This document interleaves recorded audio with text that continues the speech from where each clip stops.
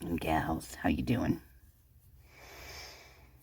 Ooh, it was a rough one last night listening to Lana's reading of the woman we're going to refer to as Jane, the brave, brave, brave woman.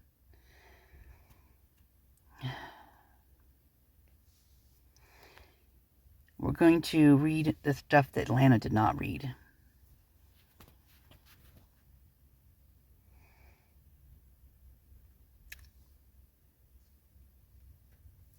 Notice, slip opinion, not the court's final written decision. The opinion that begins on the next page is a slip opinion. Slip opinions are the written opinions that are originally filed by the court. The slip opinion is not necessarily the court's final written decision. Slip opinions can be changed by subsequent court orders. For example, a court may issue an order making a substantive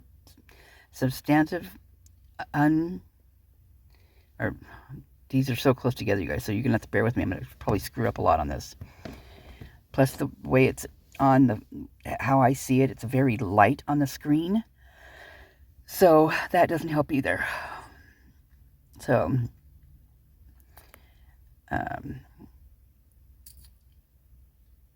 for example, a court may issue an order making substantive changes to a slip opinion or publishing for precedential purposes a previously unpublished opinion.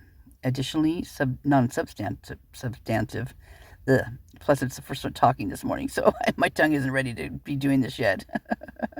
Substantive edits for style, grammar, citation, format, punctuation, etc.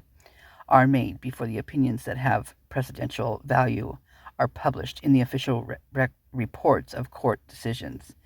The Washington Reports 2D and the Washington Appellate Reports. An opinion in the official reports replaces the slip opinion as the official opinion of the court.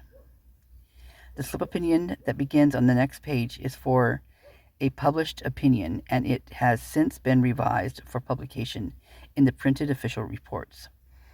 The official text of the court's opinion is found in the advance sheets and the bound volumes of the official reports, also an electronic version intended to mirror the language found in the official reports of the revised opinion can be found free of charge at the website. And then it gives the website here.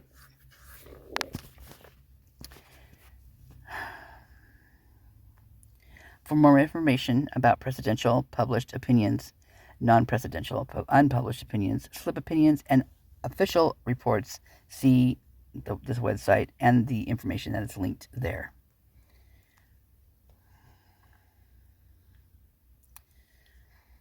Filed January 20th of 2022.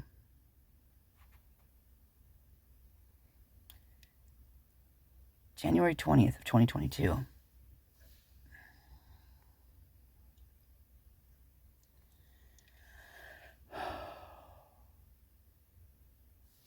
In the Court of Appeals of the State of Washington, Division 3, State of Washington Respondent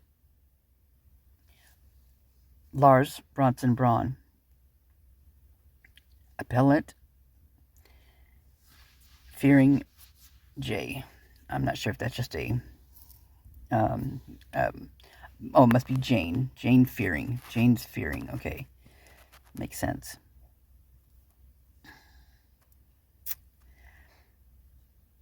I'm just going to say ex workers, okay? And then actual, okay? That's going to have to be those words for that because otherwise they'll probably take this down. Ex traffickers select victims who demonstrate vulnerabilities including homelessness, substance abuse, mental health issues, and histories of physical, emotional, or sexual abuse. A typical trafficker recruits victims by telling them that he loves them, promising them a better life, providing them with shelter and rugs, and lying to them about the nature of the job.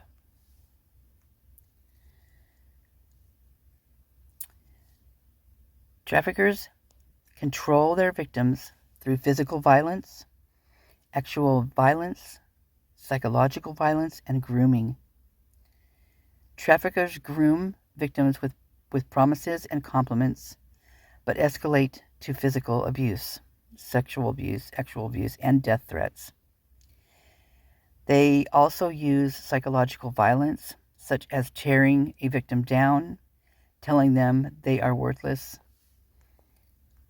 socially isolating them, and controlling them financially, and by taking advantage of a victim's drug dependency. Victims often stay with their traffickers or leave and then return because they believe they have nowhere to go, that there is no one else out there for them, and no other options for them. They also feel ashamed and guilty and stigmatized, thinking that they will not be accepted elsewhere.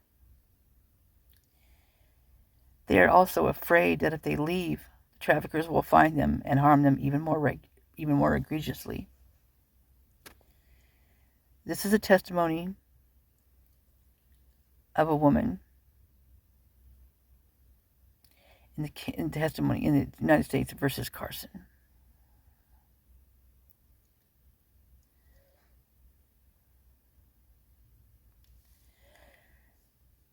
Appellant Lars Braun appeals his convictions after a bench trial for human trafficking and promoting prostitution, because overwhelming evidence supports a filing that his victim engaged in prostitution.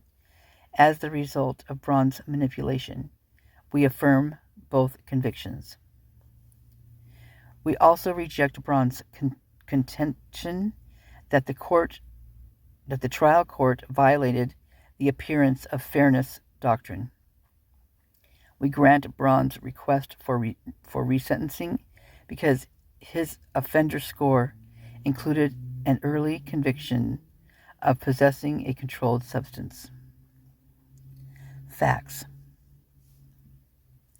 The prosecution arises from the protracted, poignant, and pungent relationship between Jane, a pseudonym, and defendant Lars Braun. The 4-year relationship included the performance of commercial X acts by Jane at the request of and for financial gain and sexual enchantment of Braun.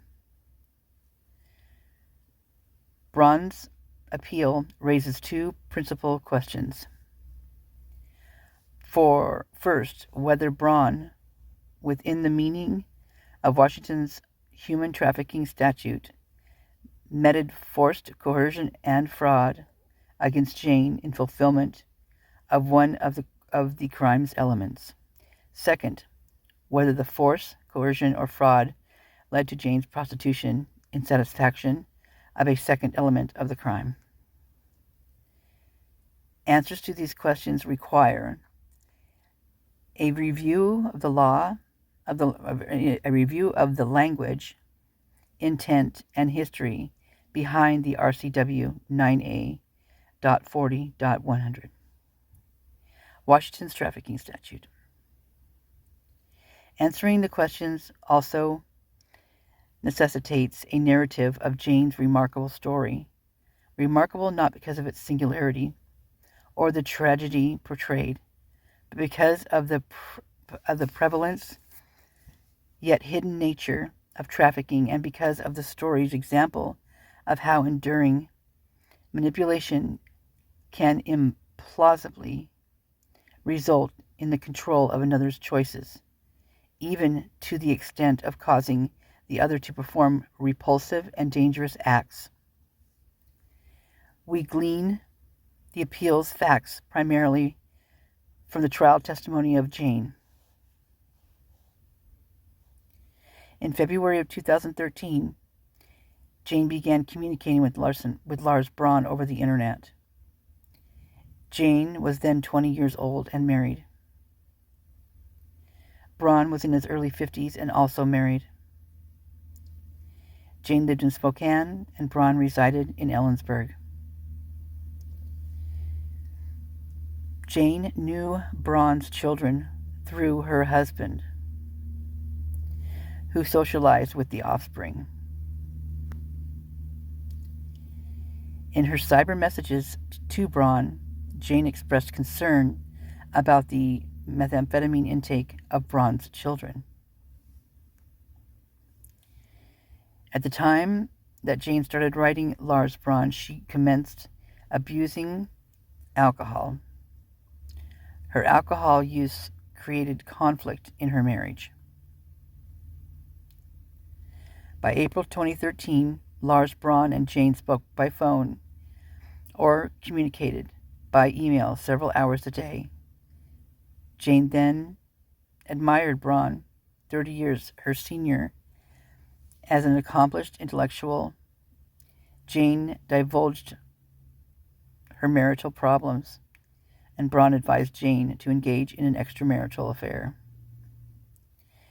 Braun expounded that he rekindled his marriage by cheating on his wife. And that's how it starts. It's just that.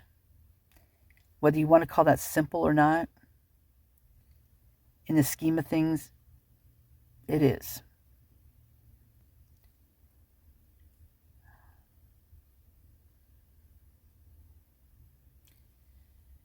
So you guys probably heard Lana's version of this, and so I'm not going to read any more unless you guys want me to actually read this to you.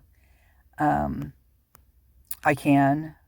I'm going to be crying throughout the whole thing. If I do, just be well aware of that. I will be way more emotional, and I won't be able to contain myself. So, control myself or contain myself. That's not who I am. So, I am willing to do that in order to drive home, I guess, the areas in this case that are detrimental to getting the right people behind bars.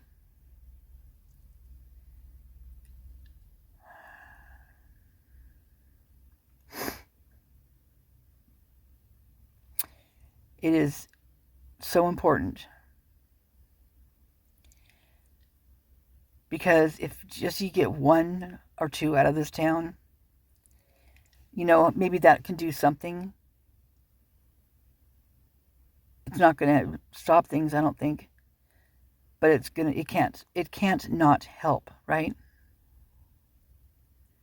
So I'm going to stay with this right here, and you can let me know in the comment section what you guys feel, and we'll go from there. Okay?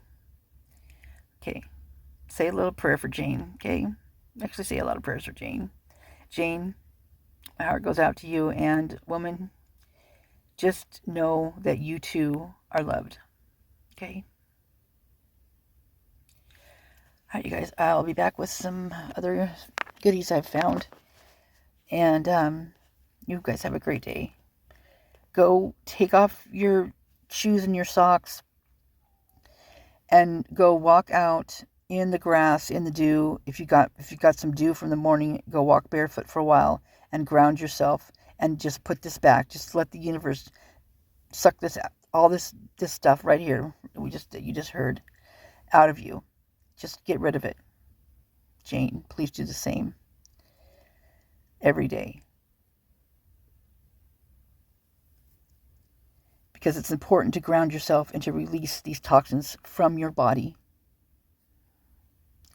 daily. And if you don't have that to do, then go take a shower. Let the water rinse it off. Rinse it off and down the drain. Never have to worry about that again. Just get it off of you, right? Okay? Love you guys. Have a great day.